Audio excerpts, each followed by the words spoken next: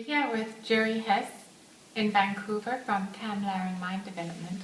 Welcome to Vancouver, Gerry. It's nice to have you. Thank you.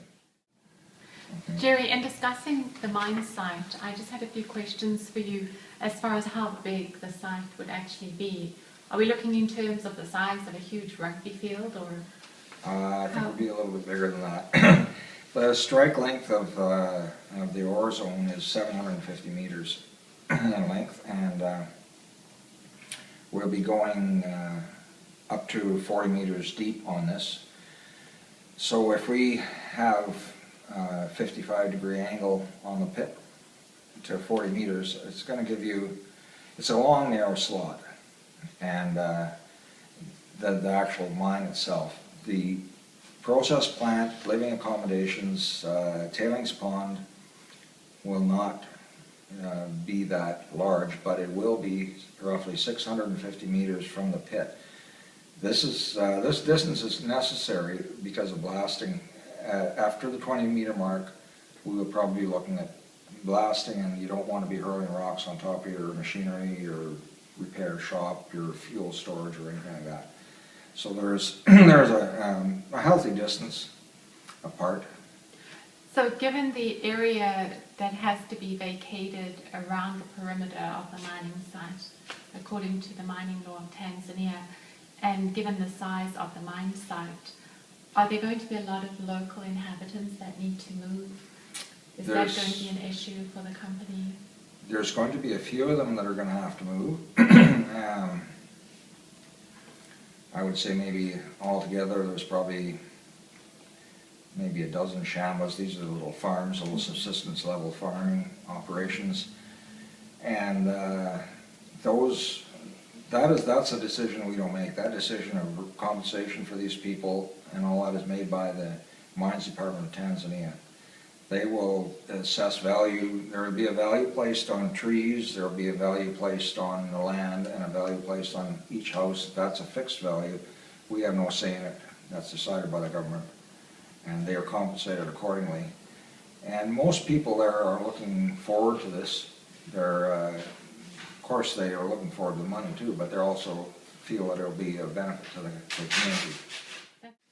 Gerry, when it comes to the operation side, I'm just thinking for some that don't know, how many people are we talking about that would be needed to have everything producing and running smoothly? And this is excluding management. 2 people got to be on staff on the mill at all the time.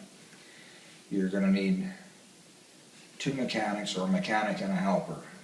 So that, let's say that brings us to 4 people on shift at that level. Then we're going to have, let's say, 5 people as truck operators, and 1 person on the hole, and I think we probably need to have at least 1 more person that can be running around doing odd jobs for people.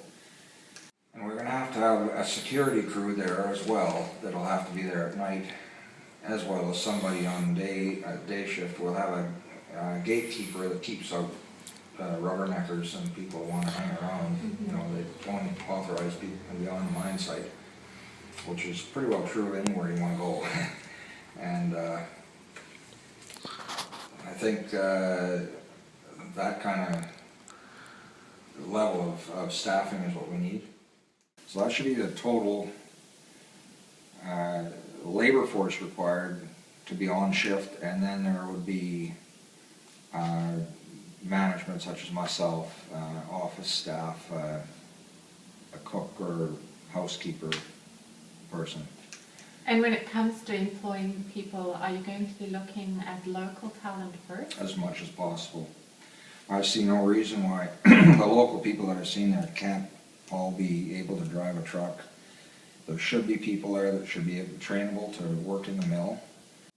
We're looking at wages for these people that I mentioned. If we're hiring local people, we're talking about $20 to $22 a day in wages for each person. So you're not talking a whole lot of money cost-wise for them. Cost of fuel seems to be the same as in Canada. Fuel costs are not cheap. Probably our biggest fuel consumer on the site will be the excavator and the generator. My plan is that the mining and the crushing parts of it should be able to be done during an 8-hour day or 10-hour day, and that's what I'm sizing the equipment for. The mill itself has to keep running 24 hours a day. It's not a process that's easily shut down. So it has to continue to run, and as well as the generator and stuff like that. There's going to be dust issues, there's going to be noise issues, and having heavy equipment roaring up and down out of the ramp of the pit at all hours of the night is probably, at first it might be a thrill, and then it's liable to cause us a problem with the neighbors.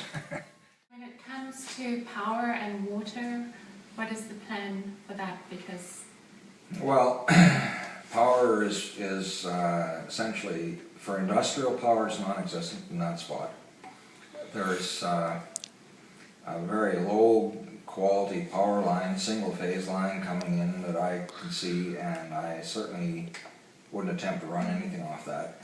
So we're going to have to be running probably at least a 0.5 megawatt generator to power the mill. The big fuel burners will be the generator and probably the excavator itself. Now, to deal with the water situation, in some parts of the year we're going to have adequate water in the rainy season, and we can attempt to store it in the tailings pond, and we can also build other containment facilities. But if you take a look at the countryside, it's dry country, it's dryland country, and when we dug a hole there, we went down 10 meters and we had dust in the bottom. So we're going to be faced with, at certain times of the year, we're going to have to transport water for the mill. And we will recycle our water, reuse our water in the mill, but we're going to be having to transport. We'll have to haul it from Lake Victoria, which is about 6 kilometers away. well, this sounds like quite a tight operation. Gerry, thank you for spending this time with us to answer some questions.